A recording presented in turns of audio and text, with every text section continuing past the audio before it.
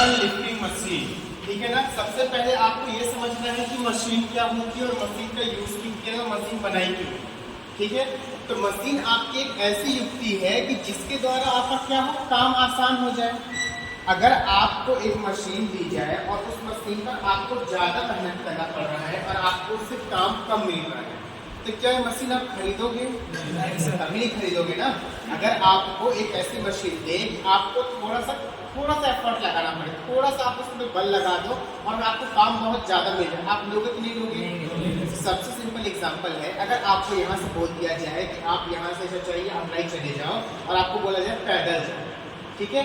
आप आज पैदल गए, कल फिर आपको फिर बोला गया कि चाहिए आप अमलाई जाओ और आपको दे दिया गया एक साइकिल दे दिया गया। तो दोनों में से किसमें आपको ज्यादा बेटर फील हुआ? साइकिल में।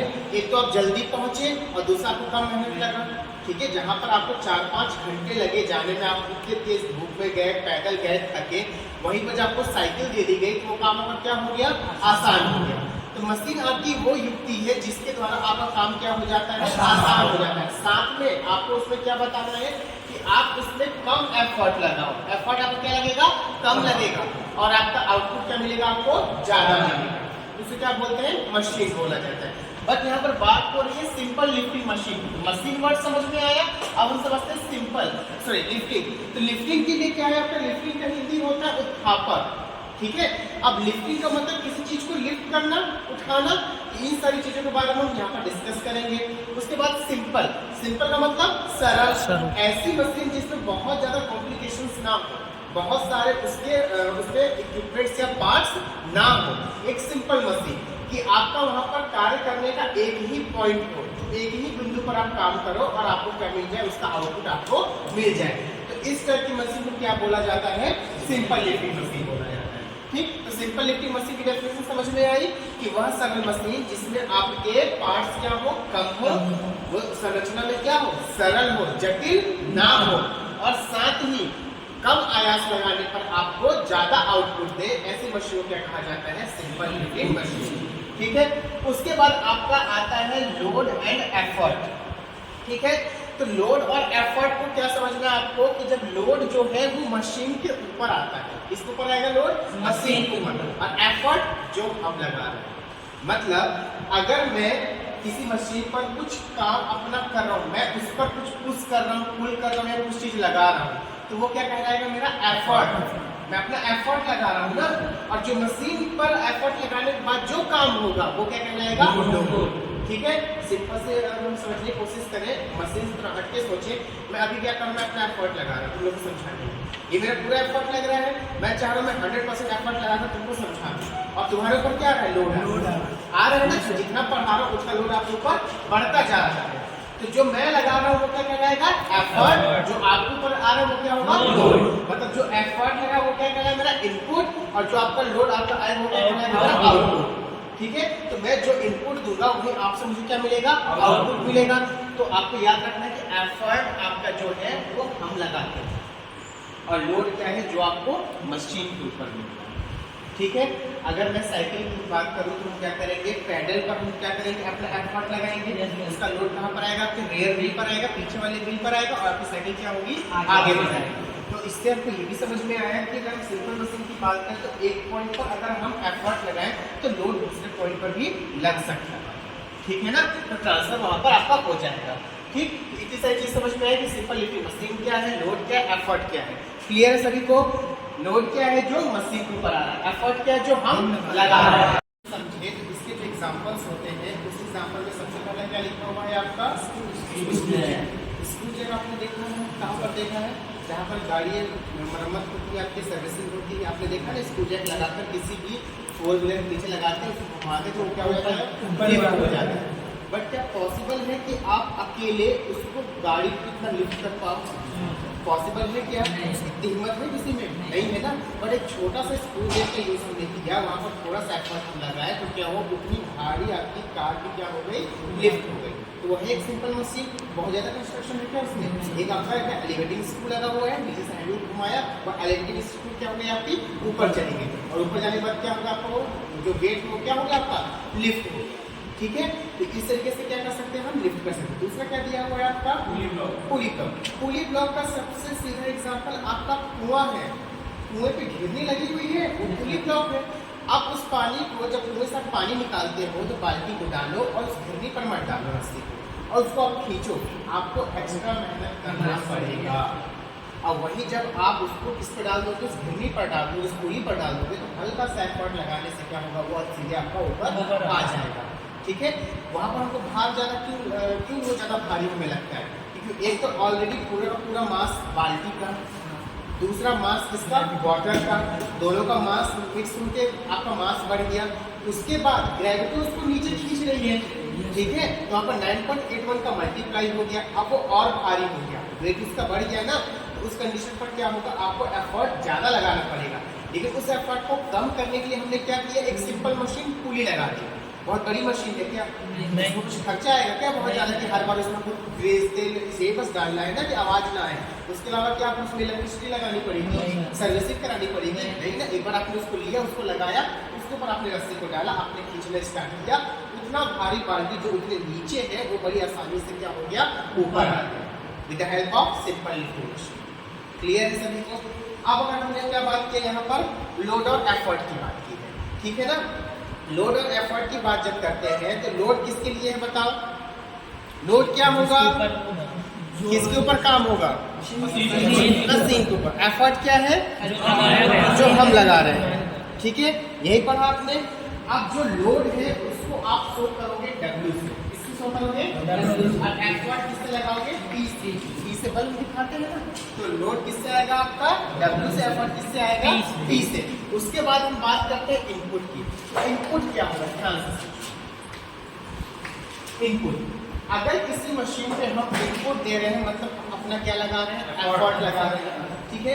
एफर्ट कैसे लगेगा आपका, कि आप जितना इनपुट लगा रहे हैं और जितनी दूरी को तय कर रहे हैं, ठीक है। तो मैं सीधे कह सकता हूँ कि इनपुट बराबर क्या हो जाएगा आपका, एफर्ट इनटू डिस्टेंस होगा।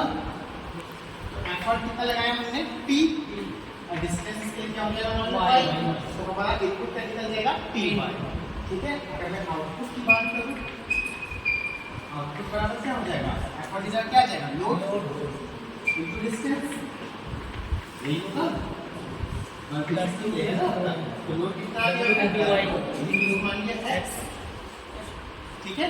जो मशीन पर दूरी तय किया वो x है, जो आयास द्वारा कितना है आपका y, ठीक है। तो यहाँ पर आपकी दो चीज निकली, इनपुट और आउटपुट निकला, ठीक है। अब उसके बाद हम क्या देखेंगे, वर्किंग प्रिंसिपल, ठीक है। जो वर्किंग प्रिंसिपल है, किसी मशीन को जब डिजाइन किया जाता है तो उसको क्या माना जाता है कि वो 100% काम करेगा। हम ये एजम्पशन लेकर चलते हैं कि मैं जो भी मशीन बनाऊंगा वो कैसा होगा, 100% होगा। अगर आप पढ़ने बैठोगे, पढ़ने बैठते हैं जब भी हम क्या करते हैं कि यार हमें पूरा अच्छे से कंसंट्रेशन करना है और मैं पूरा पढ़ के जाऊँगा। जब कॉलेज में एडमिशन ले रहे थे तब क्या कर रहे थे कि अरे एकदम से कॉलेज में जाएंगे, सिर्फ पढ़ाई करनी है, 100% अटेंडेंस देना है, पर डे सारी क्लास करनी है और पूरा का पूरा पढ़ना है। हुआ क्या, 70% भी नहीं पढ़ा, ठीक है। तो वैसे ही हमने एक मशीन बनाते वक्त क्या रिएक्शन किया, मेरी मशीन 100% वर्क करेगी, मैं जितना एफर्ट लगाऊंगा उससे ज़्यादा मुझे क्या देगी, आउटपुट देगी, मतलब 100% काम वो करेगी। बट ऐसा होता है क्या, नहीं, वो भी 60, 70, 80 ऐसे ही आपको एफिशिएंसीज देगी, आपका ये नहीं हो पाता है। लेकिन जो वर्किंग प्रिंसिपल है, उस प्रिंसिपल को बनाते वक्त हमें ये एजम्पशंस लेना पड़ता है कि हाँ मेरी मशीन कैसे करेगी, 100% वर्क करेगी। अगर आप पूरा पढ़कर जाते हो एग्जाम में तब तो आप पासिंग से थोड़ा ज़्यादा लिख कर आ पाते हो, अगर आप सिर्फ पासिंग पढ़कर जाओगे तो क्या पास हो पाओगे, नहीं हो पाओगे ना। तो वैसे जब हम मशीन बना रहे हैं तो मशीन को कैसे बनाएगी, वो 100% वर्क आपकी करेगी, लेकिन मशीन एक्चुअल में 100% वर्क नहीं करती है।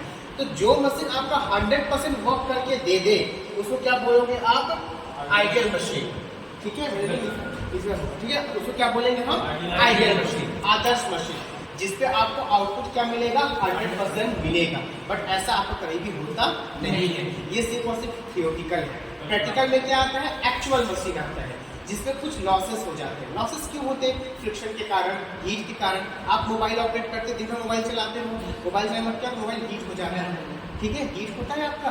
कुछ लॉसेस उसके एनर्जी वहाँ भी तो वेस्ट हो रही है।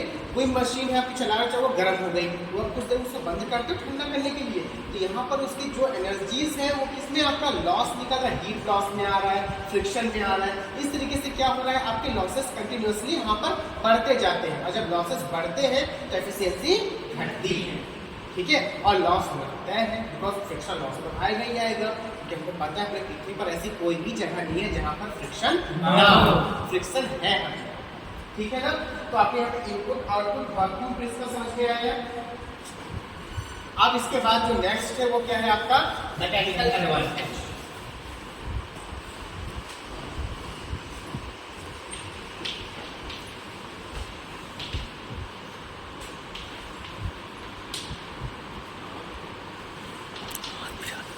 ठीक है, मैकेनिकल एडवांटेज को हमेशा क्या लिखा जाता है, एम। ठीक है, अब मैकेनिकल एडवांटेज, एडवांटेज वर्ड से क्या समझ में आ रहा है, लाभ। लाभ, हमें क्या चाहिए, लाभ चाहिए, ठीक है ना। तो सिंपल से इसकी डेफिनेशन है कि भार और आयास के अनुपात को क्या कहा जाता है, मैकेनिकल एडवांटेज। इसे कहा जाता है आपका भार, ठीक है। यानी कि अगर मैं यहाँ पर लिखूं कि लोड अपॉन एफर्ट, अगर मैं लोड अपॉन एफर्ट लिख रहा हूं तो क्या है आपका मैकेनिकल एडवांटेज। इसको मैं किस तरीके से लिख सकता हूं, लोड को मैं किससे लिख रहा हूं, और एफर्ट को P से। तो कहीं भी आपका क्वेश्चन आया कि W अपॉन P क्या है, तो क्या है आपका मैकेनिकल एडवांटेज। क्या है वो आपका मैकेनिकल एडवांटेज। अगर आपको क्वेश्चन एग्जाम में ऑब्जेक्टिव पूछ दिया कि मैकेनिकल एडवांटेज किसके बराबर होगा, तो क्या चूज करोगे, W अपॉन P, या W अपॉन P क्या होगा, मैकेनिकल एडवांटेज। यह क्वेश्चन पूछ देगा कि आपका लोड और एफर्ट के अनुपात को कहते हैं, तो भी क्या होगा आपका आंसर, क्लियर है, नोट कर लो इसको। जाएगा आपका कि इसमें हम इसके डिस्टेंसेस को कैलकुलेट करेंगे, किसको कैलकुलेट करेंगे, इसके डिस्टेंस को कैलकुलेट करेंगे। यानी कि ऊपर आ जाएगा आपका कि जो आयास द्वारा तय की गई दूरी अपॉन भार द्वारा तय की गई दूरी के अनुपात को क्या कहते हैं आप, वेलोसिटी रेशियो कहते हैं। मतलब मैं इसको किससे शो करूंगा, VR से, तो यहाँ पे क्या लिखूंगा मैं, distance travel by effort upon distance travel by load, यही होगा आपका। तो कितना डिस्टेंस ट्रेवल किया था एफर्ट ने, P इक्वल y, यही था, और डिस्टेंस कितना, डिस्टेंस कितना था, ओनली y, ये वो तो आपका इनपुट और आउटपुट था। डिस्टेंस कितना ट्रेवल किया था y, और लोड कितना किया x, तो VR कितना निकल जाएगा आपका y/x। क्लियर है आपको, ठीक है। तो ये दो क्वांटिटीज हमेशा याद रखना कि ma बराबर होता है W अपॉन P और वेलोसिटी रेशियो होता है y अपॉन x, हमेशा याद रखना। ये आपका कहीं पर भी आपका चेंज नहीं होगा, यही एग्जांपल से हर जगह चलना है आपको। अब अगर इसके बाद मैं पढ़ाऊं आपको इसका एफिशिएंसी कैसे निकालते हैं, एफिशिएंसी ऑफ मशीन।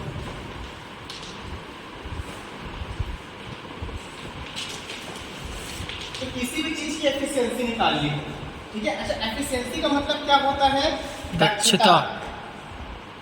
क्या होता है एफिशिएंसी का मतलब, दक्षता, ठीक है। तो दक्षता क्या होती है कि आपकी जब कार्य करने की जो क्षमता है या फिर कार्य करने का जो आपका एक जो दर है, उसको क्या कहते हैं, उसकी क्षमता। जैसे हम स्टूडेंट्स की बात करें तो हम कैसे पता लगा सकते हैं कौन सा स्टूडेंट पढ़ने में तेज है या कौन सा वीक है। अगर पहले दिन ही वो कॉलेज पर आया या स्कूल में आया, कैसे पता करेंगे, उसका परसेंटेज पूछ ली। अगर वो 90% वाला है तो मेरे दिमाग में क्या होगा कि हाँ ये पढ़ने वाला बच्चा है। अगर कोई बोल रहा है मैं 23% लेकर आया, समझ में आ जाएगा पढ़ने वाला नहीं है। कोई 50-60 को समझ में आ जाएगा एवरेज है, मतलब आपका परसेंटेज क्या बता रहा है कि आप कितने सक्षम हो, ठीक है। तो मशीन का परसेंटेज क्या बताएगा, उसकी दक्षता, उसकी एफिशिएंसी बताएगी। किस तरीके से, जैसे जब आप अपना परसेंटेज निकालते हो तो कैसे निकालते हो, अगर आपने 600 का पेपर दिया और आपको पूछा जाए कि आपका परसेंटेज कितना रहा और आप उसमें से 500 नंबर लेकर आए, तो परसेंटेज कैसे निकालते हैं, 500 अपॉन 600 मल्टीप्लाई बाय 100। मतलब कि इनपुट कितना था, 600 का था, आउटपुट कितना निकला, 500 निकला। तो आउटपुट को ऊपर रखा गया, इनपुट को नीचे, बस ये एफिशिएंसी है। एफिशिएंसी किसे शो करते हैं, ईटा से, ये आपका साइन क्या कहलाता है, ईटा, ठीक है। ये हो जाएगा आपका आउटपुट अपॉन इनपुट। आउटपुट और इनपुट के अनुपात को क्या कहा जाता है, आपका एफिशिएंसी ऑफ मशीन, ठीक है। यानी मशीन का आउटपुट अपॉन मशीन का इनपुट। अभी आउटपुट हमने निकाला तो क्या निकला था, W इंटू एक्स निकला था, और इनपुट कितना आया था, P इंटू वाई, यही आया था। मैंने वो वैल्यू पुट कर दी, आउटपुट की जगह मैंने लिख दिया W इंटू एक्स और इनपुट जगह लिख दिया मैंने P इंटू वाई। यहाँ तक किसी को दिक्कत नहीं है। अब यहाँ पर चीज ध्यान दो, इसमें अलग अलग लिख सकता हूँ, कैसे लिख दूँ, W upon P into X upon Y. W upon P क्या होता है बेटा, MA, अभी हमने देखा है, ठीक है। मैं क्या लिख सकता हूँ, MA into X upon Y. अब ये एक्स अपॉन वाई की वेलोसिटी रेशियो में क्या है, y अपॉन एक्स है, जस्ट क्या है, अपोजिट है। तो इसको अपोजिट करने के लिए क्या करूंगा, ma आगे into 1 upon y upon x, इसका रेसिप्रोकल कर दूंगा, उल्टा हो जाएगा, ठीक है। जैसे ये उल्टा हुआ तो यहाँ पर मेरा क्या आ गया, ma into 1 upon y upon x किसके बराबर है, vr। इसमें यहाँ पे क्या लिखूंगा, vr, मेरा उल्टा हो जाएगा ma अपॉन vr।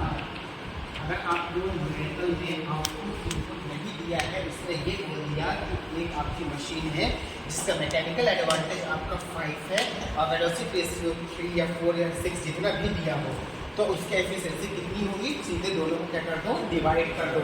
लेकिन डिवाइड भी कैसे करोगे, आपको याद होना चाहिए formula, ma upon vr, vr upon ma मत कर देना, क्या रहेगा आपका, ma अपॉन vr, ठीक है। तो यहाँ पर आपका हमेशा VR ज्यादा होगा, MA क्या होगा, कम होगा। तो यहाँ पे आपका आंसर कैसे आएगा, पॉइंट पर आएगा, ठीक है। मान लो कितना आएंगे 0.8, मतलब इसे आपको 100 का मल्टीप्लाई करके कितना हो जाएगा, 80%, कितना हो जाएगा ये 80%, क्लियर है।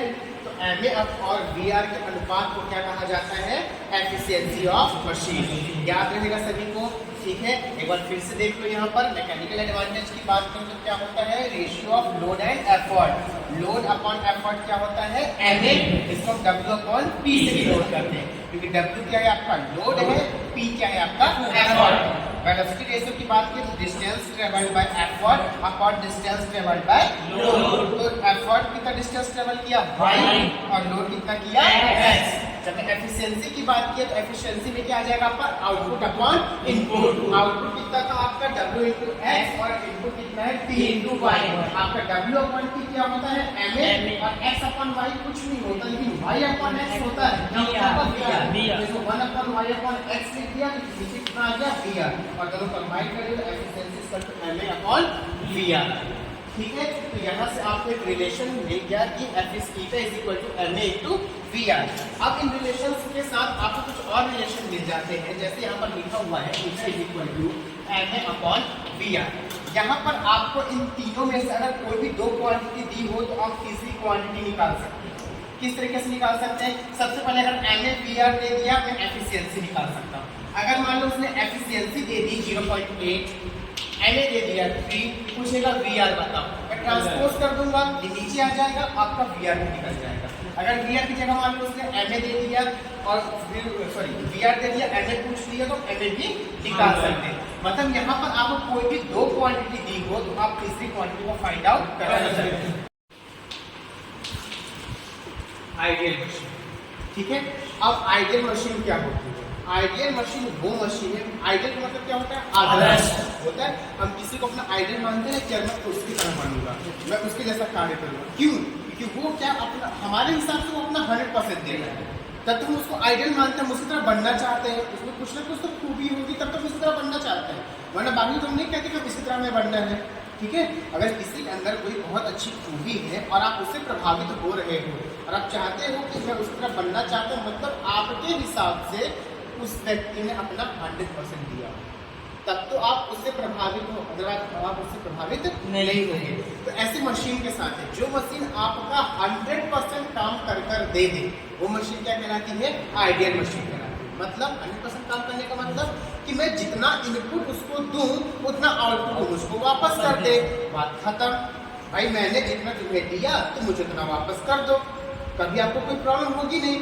मैं आज जितना पढ़ाया, मैंने जितना इनपुट कराया, मैं कल आपसे पूछूंगा आप मुझे पूरा बता दो, तो क्यों डांटूंगा तुम्हें, कोई रीजन है डांटने का, नहीं है। भाई मैंने जितना इनपुट दिया आपने उतना मुझे आउटपुट दिया, तो ये क्या कहलाती है, आपकी आइडियल कंडीशन कहलाती है। मतलब ऐसी मशीन जिसमें आपका इनपुट और आउटपुट दोनों क्या हो जाए, बराबर हो जाए, इक्वल हो जाए, वो मशीन क्या कहलाती है, आपकी आइडियल मशीन कहलाती है। अब ये क्वेश्चन दो तरीके से आ सकता है। अब जब ये आइडियल की बात हो रही है, हम ये चीज बोल रहे हैं कि ये 100% काम करती है, 100% काम करती है, बट इसको प्रूफ कर सकते हैं? यस, हम प्रूफ कर सकते हैं। अभी डेरिवेशन से प्रूफ हो जाएगा।